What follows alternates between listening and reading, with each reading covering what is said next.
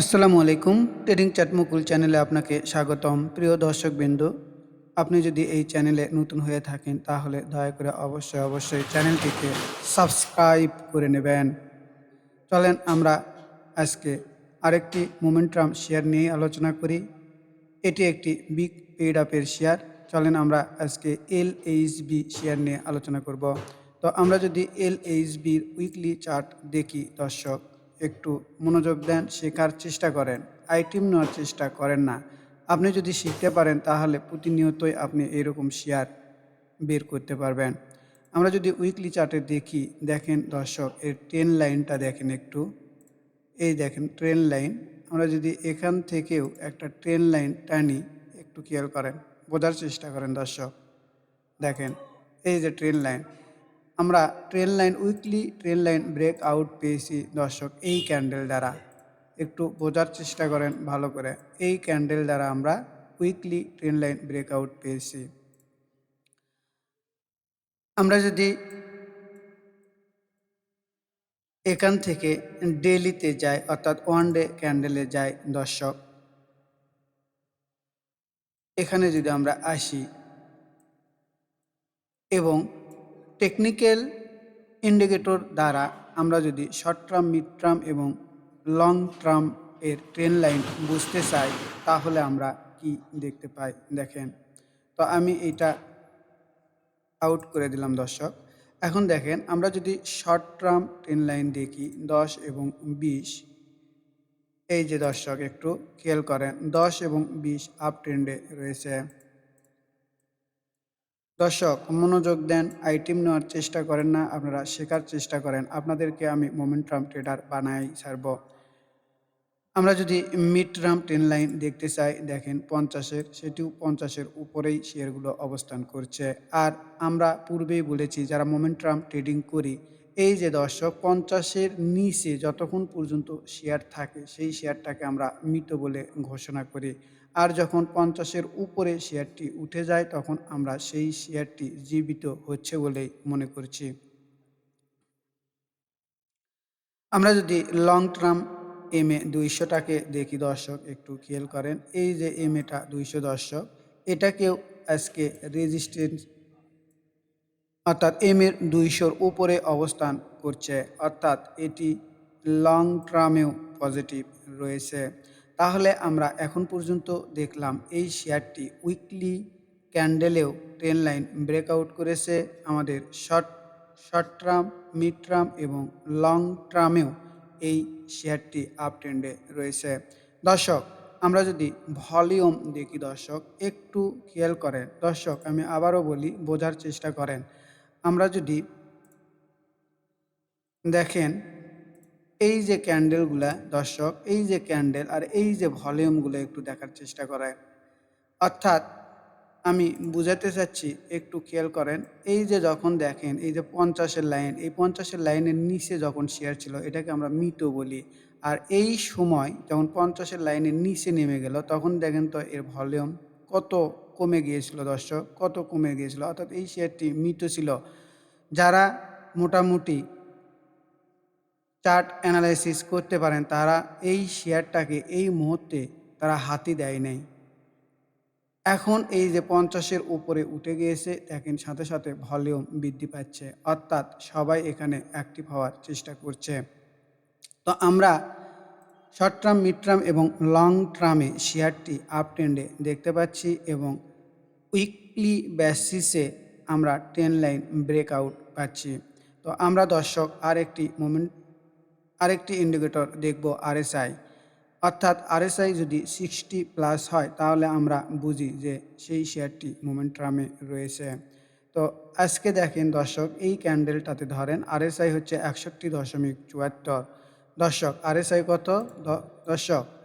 RSI RSI 61.74। তো আমরা কি জানি দর্শক বলেন? আমি তো অনেক দিন থেকেই ভিডিও করছি। আমরা জানি RSI যদি 60+ হয় ডে ক্যান্ডেলে তাহলেই আমরা বুঝি সেই শেয়ারটি মোটামুটি মোমেন্টাম চলে গেছে।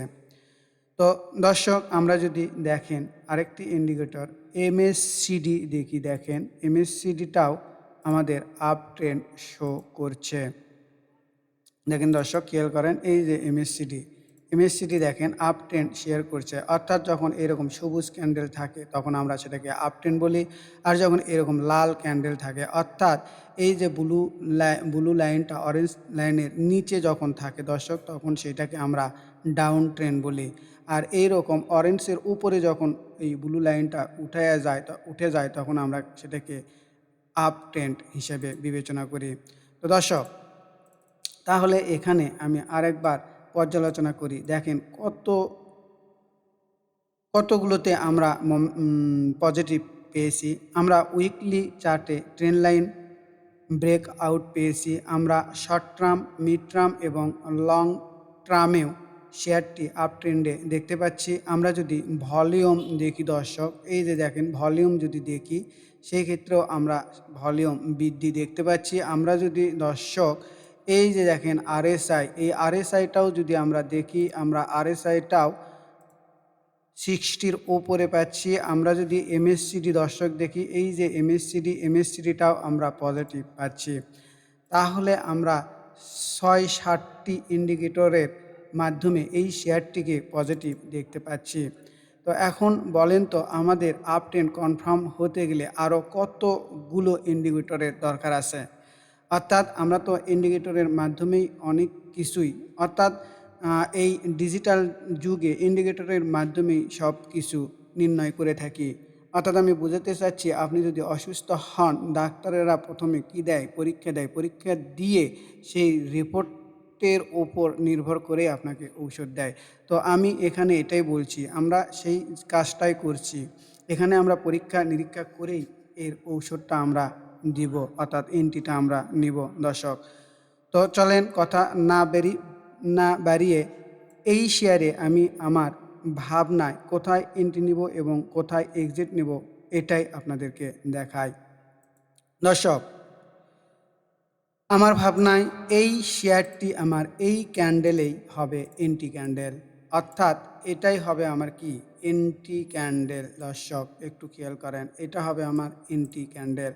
আর আমি যদি স্টপ লস সেট করতেই চাই, আমার মনে হয় না যে এই শেয়ারটাতে স্টপ লস দিতে হবে দর্শক।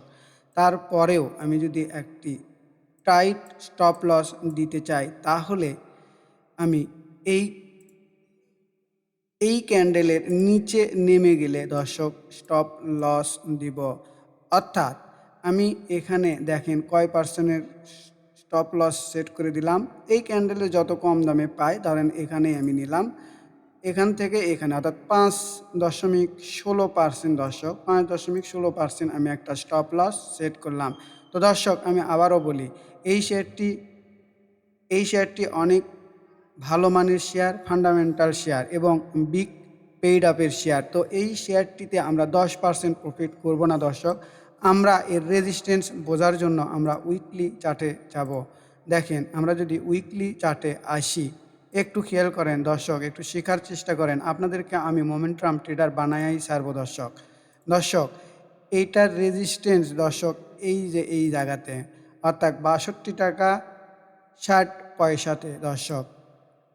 আমরা যদি দর্শক 3 মাস ওয়েট করি দর্শক, আমি আবারও বলি, আমরা যদি 3 মাস ওয়েট করি, এই শেয়ারটি 5% স্টপ লসের বিপরীতে আমরা টার্গেট পাবো 25% দর্শক। আমরা টার্গেটটা ফিক্সড করব 25%। আমরা যদি 3 মাস ওয়েট করি, তাহলে আমরা 25%-এর একটা প্রফিট বুক করতে পারবো।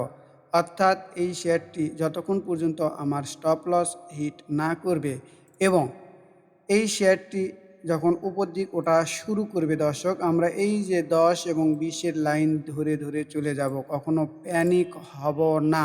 তো এই শেয়ারটি তো আর একবারে সাঁ করে উপর দিকে উঠে যাবে না দর্শক। এই শেয়ার ধীরে ধীরে উপরে উঠবে, কারেকশন হয়ে হয়ে উপরে উঠবে।